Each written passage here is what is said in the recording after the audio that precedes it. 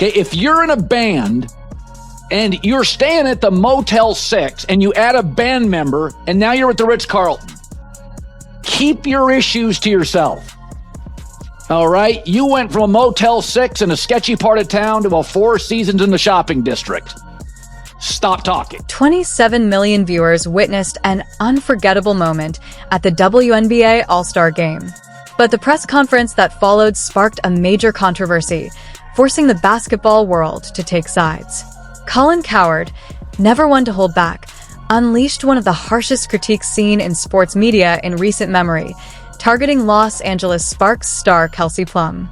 This isn't just a regular sports dispute. It's about respect, appreciation, and the risky business of biting the hand that feeds you. And make no mistake, Colin Cowherd was absolutely furious.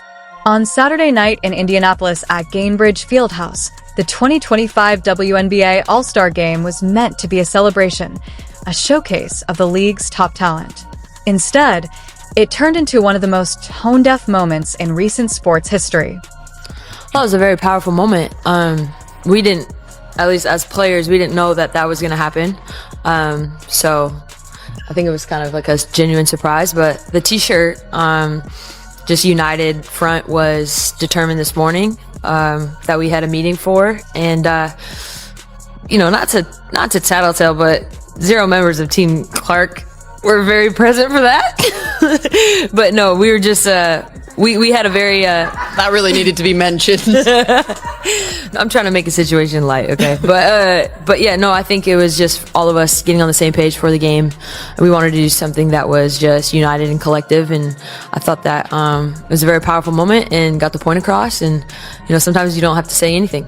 During warm-ups, both all-star teams appeared wearing black T-shirts emblazoned with a bold, straightforward message: "Pay us what you owe us." The crowd went wild. 27 million viewers witnessed WNBA players uniting to make a statement about contract negotiations and salary disputes. It was organized, powerful, and sent ripples throughout the basketball world. But then things took a sharp turn. In the post-game press conference, Kelsey Plum, the sharpshooter in the league since 2017, chose to throw Caitlin Clark under the bus. And she did it not subtly or diplomatically, but with a level of calculated precision that would make anyone's blood boil. I think it was a terrible PR decision. Judging by the response on social media, it was a PR disaster. All right, an absurd move right before the All-Star Game. It was a very powerful moment, Plum said, reflecting on the T-shirt protest. As players, we didn't even know it was going to happen. Then came the sharp blow. She singled out Caitlin Clark's All-Star team for their absence during the meeting where the T-shirt demonstration had been organized. So the T-shirts don't bother me. But why do you take a shot at the Golden Goose, Caitlin Clark? You guys were flying before she arrived on one of those airlines that made you pay for a cup of water. One of those airlines that is the planes are the color of a highlighter. Let that sink in for a moment. The player who has single-handedly turned women's basketball from a niche sport into must-watch television was being publicly criticized by a veteran who should have been expressing gratitude instead. On Monday morning, on The Herd with Colin Cowherd on Fox Sports 1, the host was ready to go after her. "Stop talking," Cowherd demanded, his voice escalating with every word. "Why are you taking a shot at the Golden Goose?" I don't mind the T-shirts. I think you have leverage. I think you deserve more than 9%. But it's just misstep after misstep. It's time to grow up, girls, like fast. But that was only the opening shot. What followed was a verbal takedown that will be remembered for years. You went from a Motel 6 in a sketchy part of town to a Four Seasons in the shopping district, and now you're taking shots at the person who got you the upgrade, Cowherd said, his metaphor hitting like a freight train. And he wasn't finished. Keep your issues to yourself and start showing some appreciation for what Caitlin Clark has brought to the WNBA, he continued, his frustration clear over the airwaves. Grow up. It's going to get more profitable as women's basketball gets better, as the Caitlin Clark momentum train gets bigger. I mean, this year she's not playing well, she's hurt, she's not there for all the games. So this is actually not as great as it could be. What makes Cowherd's outrage so powerful and so justified are the numbers, which leave little room for debate and should give every WNBA veteran pause before criticizing Caitlin Clark. Before Clark joined the league, WNBA games drew around 400,000 viewers on a good night. This season, games featuring Clark's Indiana Fever are consistently pulling in over 1.7 million viewers, with some matchups exceeding 3 million. That's a 170% increase in TV ratings year over year. Attendance tells an even more striking story. The Fever sold out 17 of their 20 home games this season, and road games, venues that rarely reached half capacity in the past, are now selling out whenever Indiana comes to town. Literally went from an average walk-in price of $121 to 64 bones. $64 to get in once Caitlin Clark's injury came out that she wasn't going to play. And I'm very interested to see what those ratings look like. The league has been losing money for 27 years, with annual losses estimated at $10 to $12 million.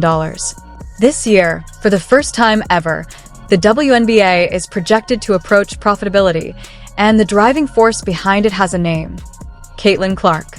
What made Cowherd's rant so impactful wasn't just his intensity, it was the hard truth. Kelsey Plum, despite her talent, has never moved the needle for women's basketball the way Clark has in just a single season. This is the player who is genuinely making the sport popular. Cowherd underscored this point, his voice carrying the weight of the numbers, before asking the obvious: "And you're taking shots at her?" She knew exactly what she was doing. She knew she was being shitty, and she was. That's what she was doing. She knows Caitlin Clark's got a ton of fans that support her, and she purposely gave her a double middle finger. The irony is striking. Plum and other WNBA veterans are demanding higher salaries, which is fair, but they're attacking the one player who is actually making those higher salaries possible. It's like complaining about the size of your slice while spitting in the face of the person who baked the pie. To see why Cowherd's defense of Clark hits so hard, you need to look at what she's achieved in less than a year as a professional. She broke the NCAA Division I all-time scoring record, men's or women's, with 3,685 career points. She led Iowa to back-to-back national championship games, a feat not accomplished since 2009. Her college games consistently drew bigger audiences than men's March Madness matchups, including the championship game. Colin Cowherd didn't hold back in defending Caitlin Clark after Kelsey Plum publicly criticized her, calling out the veteran for taking shots at the player who has single-handedly transformed the WNBA. Clark has turned the league from struggling to thriving, boosting TV ratings, sold-out arenas, endorsements, and revenue, all in her first season, while Plum, despite her talent and accomplishments, has never moved the needle like Clark. Cowherd framed Plum's comments as jealousy and poor judgment, warning that undermining the league star is both bad sportsmanship and economic suicide. His message was clear: appreciate the player driving your success, protect the golden goose, and stop letting resentment sabotage the league. The WNBA has a transcendent star in Clark, and how veterans respond now could determine whether she stays or takes her talent elsewhere.